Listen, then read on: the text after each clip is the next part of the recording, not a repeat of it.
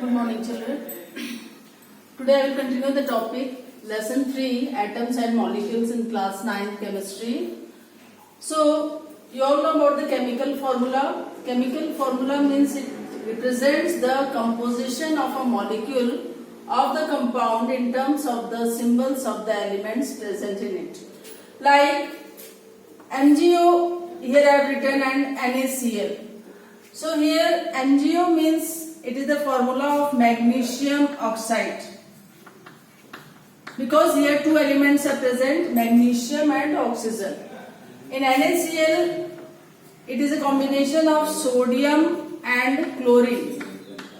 So we can say that oxygen is written as oxide and chlorine is written as chloride. So whenever we write the formula, chemical formula, so the chemical formula is of either two elements chemically combined together or more than two elements also. But here in magnesium oxide and sodium chloride, the magnesium combines with oxygen and sodium combines with chlorine. Now here whenever we write the chemical formula, here we can see in both the example, the first element is the metal and the second one is the non-metal. Mg is metal, oxygen is non-metal. Here also NaCl, Na is metal and chlorine is non-metal.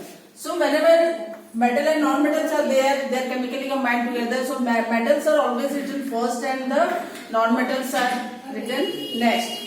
And whenever we give in the write it in the ions, so Mg positive ions it will be there and O negative ion, because magnesium always means metals always lose electron and non-metal always gain electron. Now binary compound means the compound which are made of two elements.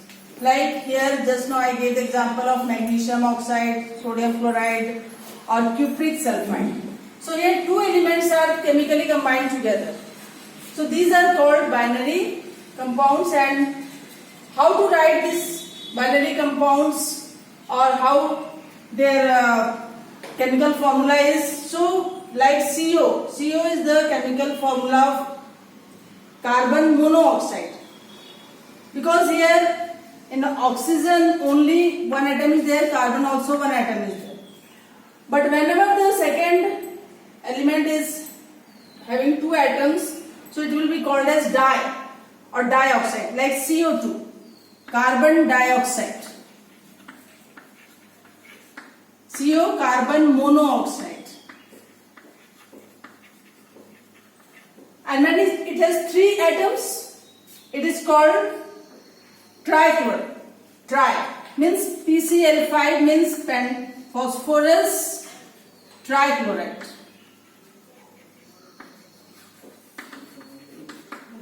And whenever four atoms are there, it is termed as tetra, like CCl4. Carbon, first element is carbon, so carbon tetrachloride.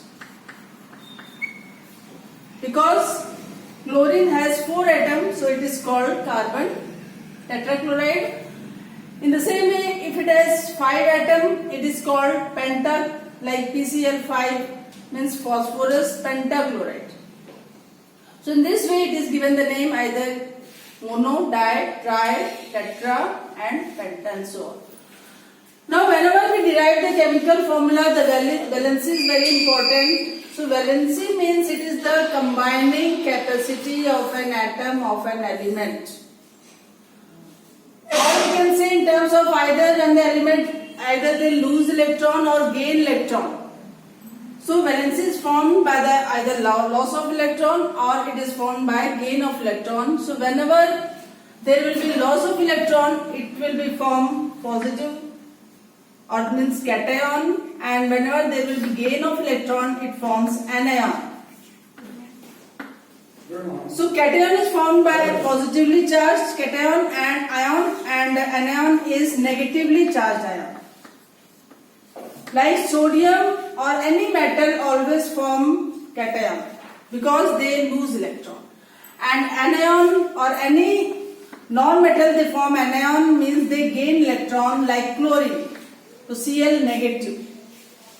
So according to the number of valency, they are gaining or losing they will be given the charge like sodium has valency 1, means it is losing 1 electron to other element, or chlorine is also accepting 1 electron from other, so it will be have either Cl negative, means the number of charges on the top shows how much number of electron either they are gaining or losing. If they are losing means it form cation, if they are gaining means it form anion.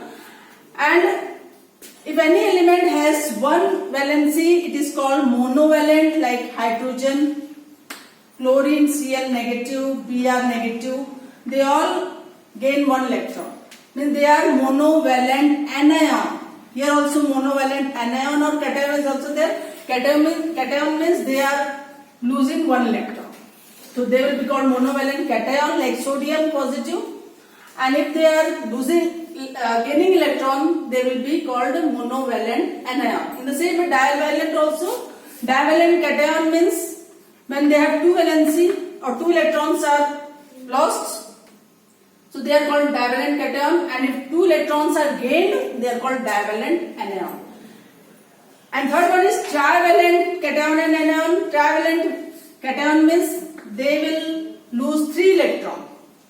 And if trivalent anion means they will gain 3 electrons, like N3 negative, P3 negative, and so on.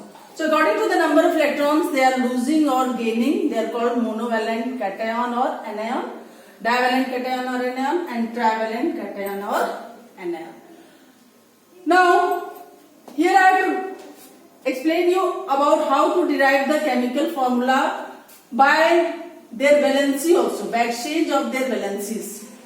Like if we want to write the formula of hydrogen sulfide, so first what we have to write? We have to write the symbols on the top.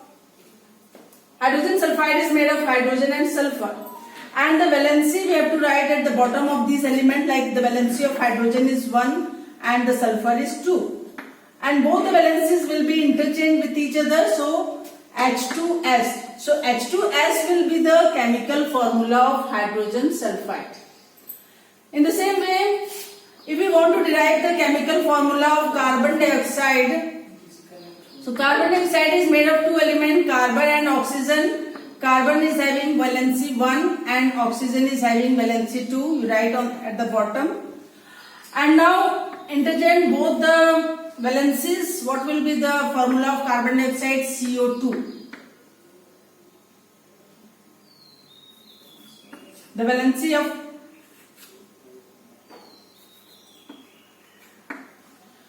hydrogen chloride, if we take the valency of hydrogen is 1 and chlorine is also 1, means hydrogen chloride, the formula will be HCl, hydrogen chloride, HCl.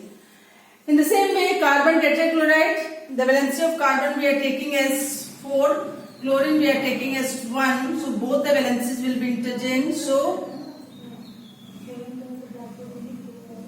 CCl4.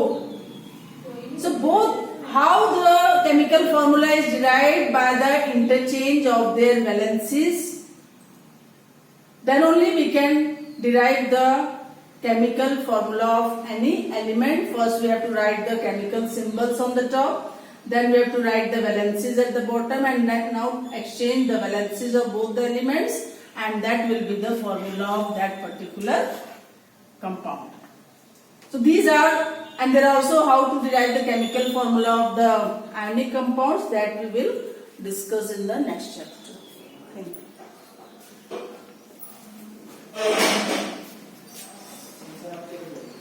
you.